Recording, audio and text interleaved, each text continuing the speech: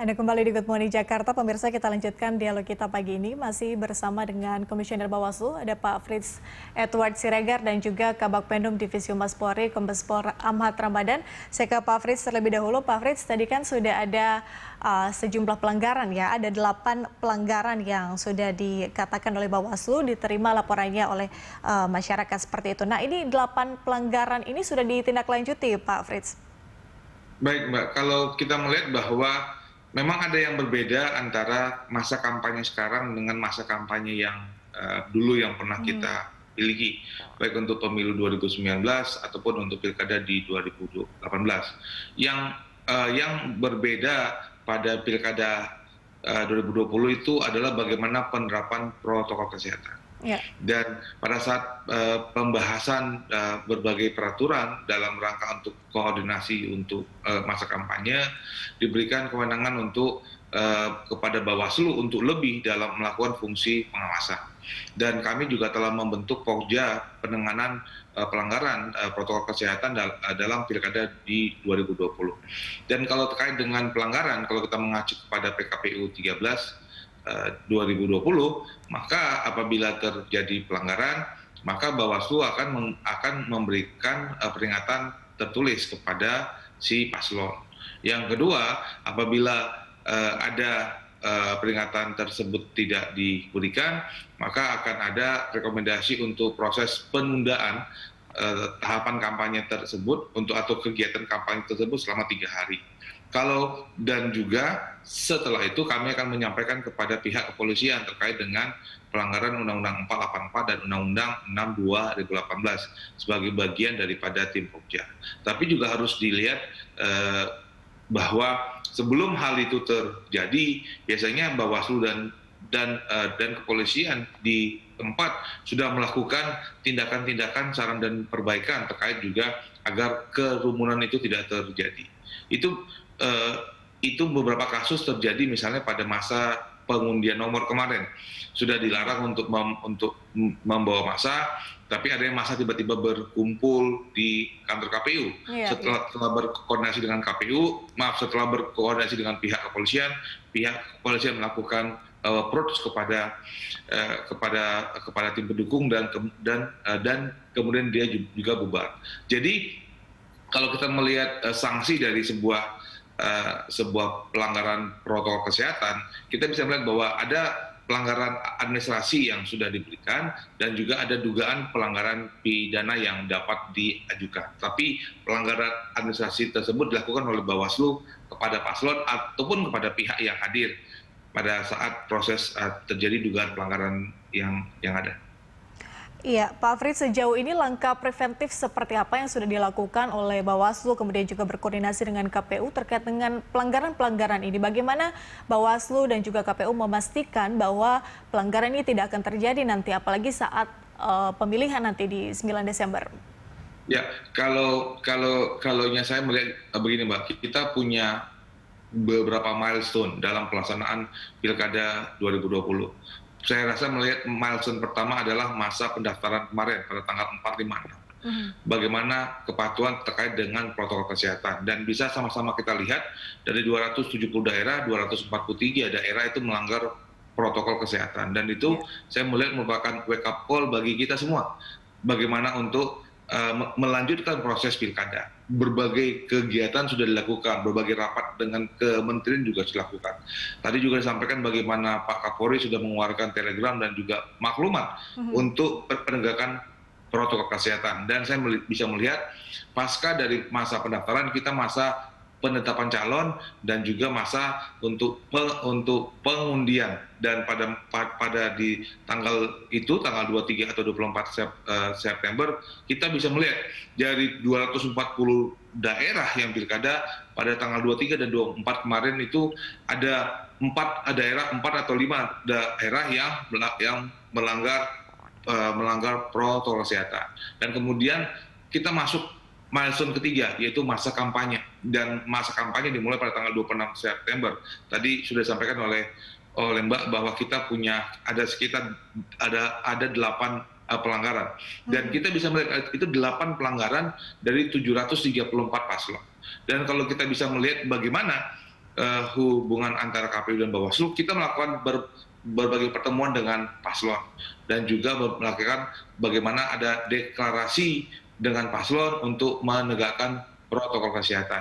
Dan itu adalah bagian-bagian yang dilakukan. Kami juga sudah bertemu dengan sekjen partai politik untuk di tingkat DPP. Di daerah-daerah yang pilkada, Bawaslu KPU-nya melakukan pertemuan dengan partai politik juga di tingkat-tingkat lokal. Itu bagian untuk kepatuhan dengan kepada kader. Dan di daerah-daerah juga, di masing-masing daerah, rapat secara intensif antara anggota tim Pokja, antara kepolisian, Bawaslu KPU, Satgas, dan juga kejaksaan, itu dilakukan bersama-sama untuk bagaimana melakukan pengawasan di lapangan. Kalau saya bisa melihat bahwa kolaborasi seperti ini yang sebenarnya kalau saya itu belum pernah kita lakukan di pemilu dan pemilihan sebenarnya yang dulu gitu. Dan kerjasama sekarang semakin intensif dalam rangka untuk penegakan protokol kesehatan selama masa kampanye. Dan saya melihat bahwa adanya penurunan pelanggaran pada masa kampanye, dan saya harapkan itu akan terus terjadi selama masa kampanye, selama sampai tanggal 5 Desember nanti. Itu bisa menjadi modal kita bahwa kita dapat melaksanakan pemilihan pada tanggal 9 Desember. Kan ada dua nih masa yang paling momen yang paling krusial. Pertama adalah masa kampanyenya, yang kedua adalah masa pemungutan suaranya. Dan kita berharap apa yang sedang terjadi itu dapat terus tetap dipertahankan sampai dengan tanggal 9 Desember 2020. Iya, Pak Fritz, itu terkait dengan protokol kesehatan. Kemudian bagaimana dengan langkah preventif terkait dengan politisasi dana bansos? Sebenarnya kan ini juga bisa dikatakan bukan hal yang baru sebetulnya, tapi untuk tahun ini kan karena adanya pandemi COVID-19 ini menjadi perhatian khusus pastinya. Ya, kalau kita lihat, Mbak, memang ada tantangan juga dalam pilkada sekarang terkait dengan pandemi COVID-19 yang juga memiliki pengaruh terhadap banyak warga bangsa kita, bagian daripada kita yang kehilangan pekerjaan. Dan undang-undang sudah mengatakan bahwa pasal 73 itu melarang bagi paslon untuk melakukan pemberian. Dan kalau kita melihat bahwa ada perbedaan antara bahan kampanye dan juga dengan politik uang. Dan kalau kita bisa melihat bagaimana yang sudah dilakukan, kami mengajak kepada teman-teman paslon bahwa ada bahan kampanye yang dapat diberikan. Itu bagian daripada sosialisasi oleh paslon. Dan apabila ada bansos yang diberikan, itu punya dugaan pelanggaran pidana.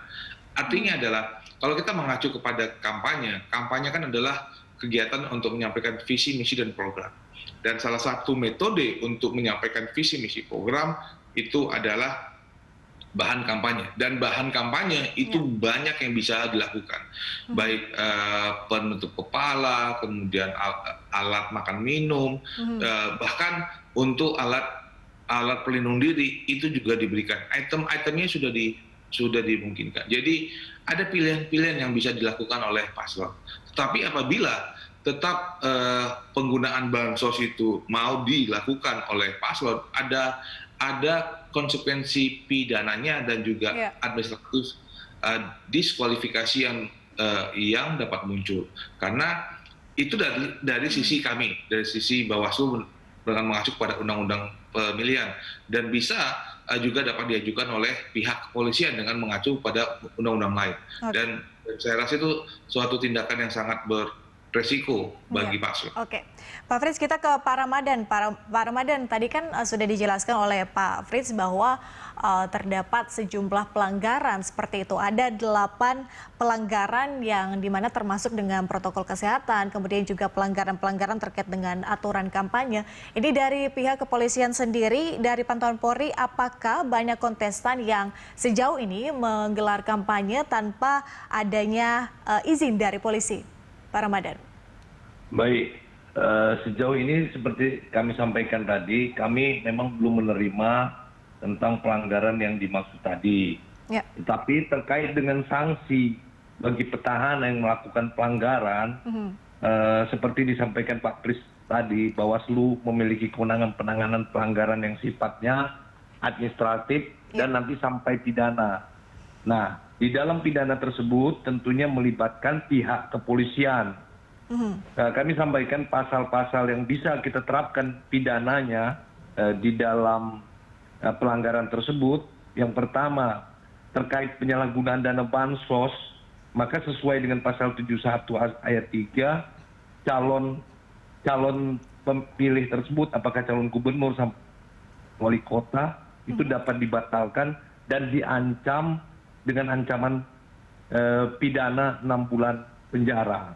Kemudian terkait dengan protokol kesehatan terhadap pelanggar, kita bisa menerapkan pasal di luar tindak pidana pemilu, pasal 212 yang ancaman pidananya 1 tahun 4 bulan, kemudian 216, kemudian dan pasal 93 Undang-Undang Kekarantinaan Kesehatan.